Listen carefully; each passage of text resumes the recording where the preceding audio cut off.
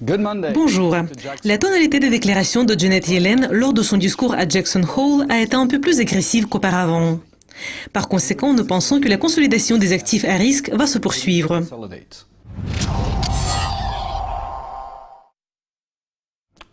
Commençons par le S&P 500.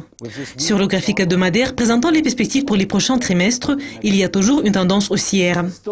Et cette tendance haussière s'est établie depuis que nous avions dépassé les plus hauts précédents il y a environ 2 mois. Il y a eu une hausse assez forte et nous nous approchons lentement du stress sur nos enveloppes. En ce qui concerne notre indice de risque, un nouveau mouvement à la hausse ne fait que commencer. Et par conséquent, nous pensons que nous pourrions probablement voir un retour ici à ces niveaux ou un fort mouvement a eu lieu. Mais il y a toujours une tendance haussière à long terme.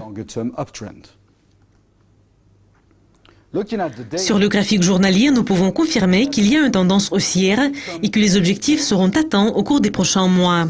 Nous voyons un stress sur nos enveloppes, les objectifs ont été presque atteints et notre indice de risque est dans la zone de surachat.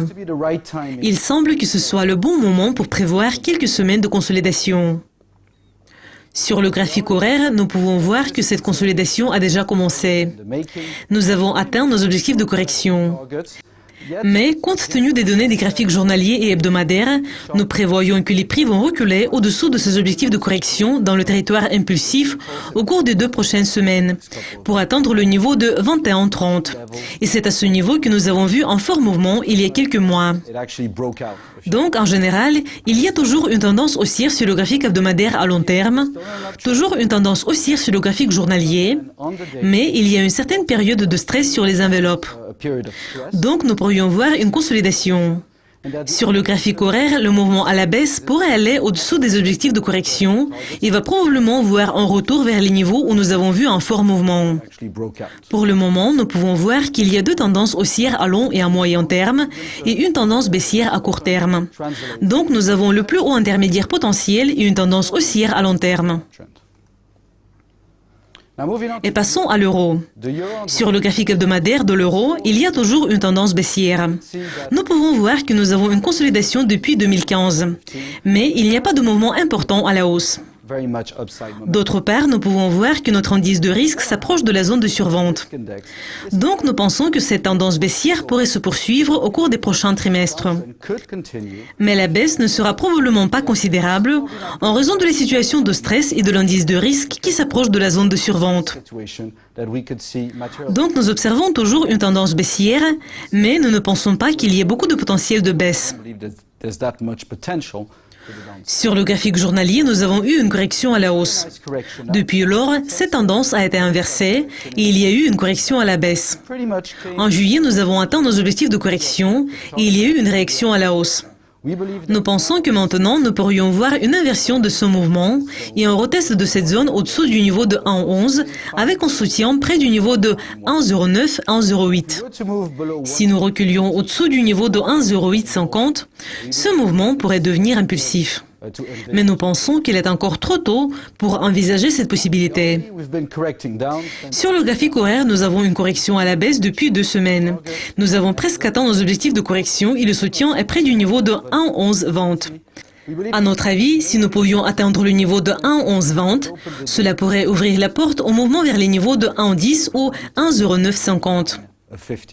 Donc, nous voyons une tendance baissière sur tous les graphiques, hebdomadaires, journaliers et horaires. Donc, il y a toujours le potentiel de la poursuite de la tendance baissière. Cependant, nous pensons que nous nous dirigeons vers les objectifs sur le graphique hebdomadaire et que sur le graphique journalier, il y a beaucoup de travail à faire pour revenir dans un mode impulsif. Donc, il y aura un fort soutien au niveau de 1,0850 au cours des prochains mois.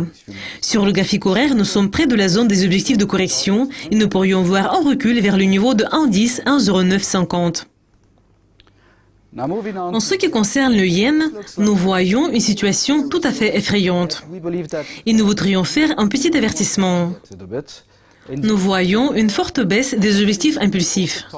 Cependant, nous sommes dans une zone où, historiquement, nous pourrions voir beaucoup de soutien, compte tenu des consolidations que nous avons vues en 2013-2014. La situation est meilleure sur le graphique journalier, où nous avons déjà atteint la zone de survente, notre indice de risque est dans la zone verte et nos enveloppes touchent l'une l'autre. Nous voyons que les objectifs ont été atteints. Donc, nous pourrions prévoir une sorte de consolidation à la hausse au cours des prochaines semaines et probablement au cours des prochains mois. Sur le graphique horaire, nous pourrions voir que ce mouvement a eu un début très agressif. Nous sommes déjà près des objectifs de correction.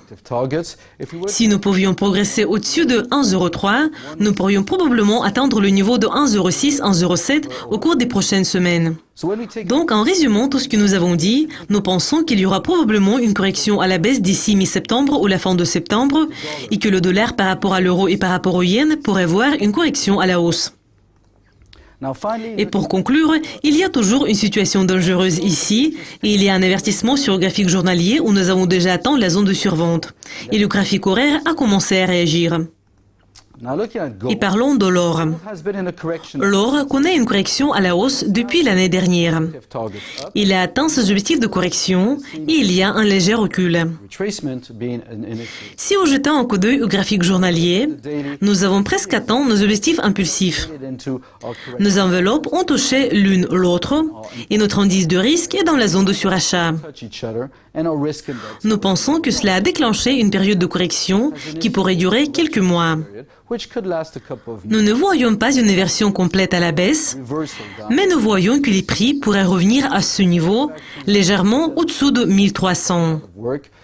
Sur le graphique horaire, nous pourrions voir que l'or a déjà pris cette direction. Il y a eu une baisse au-dessous des objectifs de correction. Nous avons probablement atteint le plus bas intermédiaire la semaine dernière. Pourtant, les prix ne sont pas restés à ce niveau et nous sommes sur la voie pour retester le niveau de 1300, éventuellement le niveau au-dessous de 1280. Donc, pour le moment, il y a une correction à la hausse. Les objectifs ont été atteints sur le graphique hebdomadaire et sur celui journalier. Et sur le graphique horaire, nous voyons un léger recul. Et il y aura un soutien au niveau de 1280 au cours des prochaines semaines. Merci, au revoir.